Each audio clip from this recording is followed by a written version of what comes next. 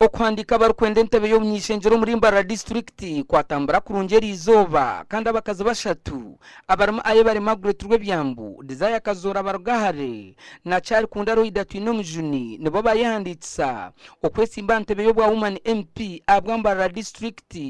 obwe Rwebyambu arukwijanka independent bwa nyuma yo kusingwa ro idatwino mjuni omukarura katirwo kwa mushanju Ansangine Elizanje Munonga kuba I've been duly nominated Okumbireeba niweka NRM flag bearer kandi naba nominated aha position ya woman member of parliament aha Mbarara district.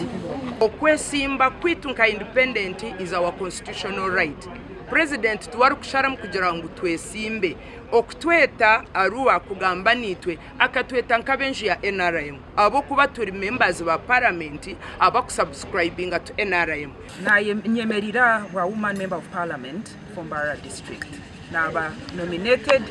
na heza epapura byona na bitamu have been approved. I'm standing to represent the family unit na simbo yanje nenju. I am representing families. Nyenda kuruanda maka, nyenda kuruanda abana, nyenda kuruanda abakazi, nyenda kuruanda amarwariro, nyenda kuruanda obworo bwa Mbarara. Antebe ya Kashar South na maraha ireturwa mashonje owijanka independent Edmond Mwesugwa na wowa independent hamwe na JB Bamuturachi owa NRM nebo baayehandiikisa obwo baziri bataringa yo wa independent na Musinguzi Patrick owa NRM barukwehandiikisa bwa Kashar North naba nominated kugaruka omukarura akatuteganise tukibwa epande babiba posters baziba echo ncho kindetire garuka ngobu nkafuna justice kandi garuka sima his excellency Yoweri Kaguta Museveni abo kuri tenshonga yitu akarangira ngo tugaruka mutshayi abaronzi batoramure abanyakashari South mwena izoberi naiza kwehandiikisa ubwo Edmund Mwesugwa mwene Kiromba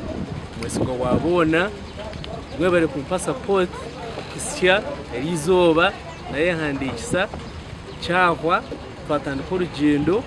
imbashaka mu mpobo hagizi tukatakakire 2010 soko beto mu rukiko ndumva twakora harmonization meetings kugira ngo abantu batakunda ndumfurdi mu campaigns then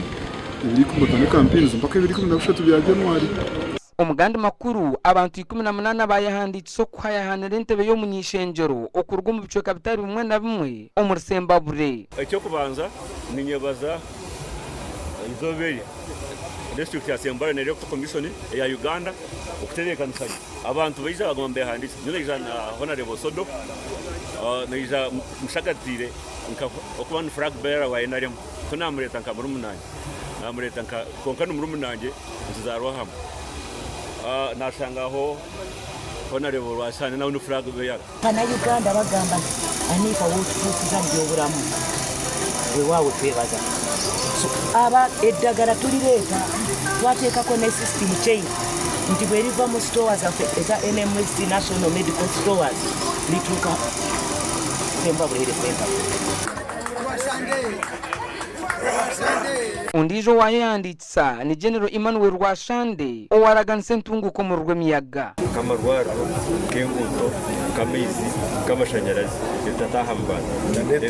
network kete member wa parliament amazire myaka 25 ataka pereza kiba mwihireyo atobo kumureba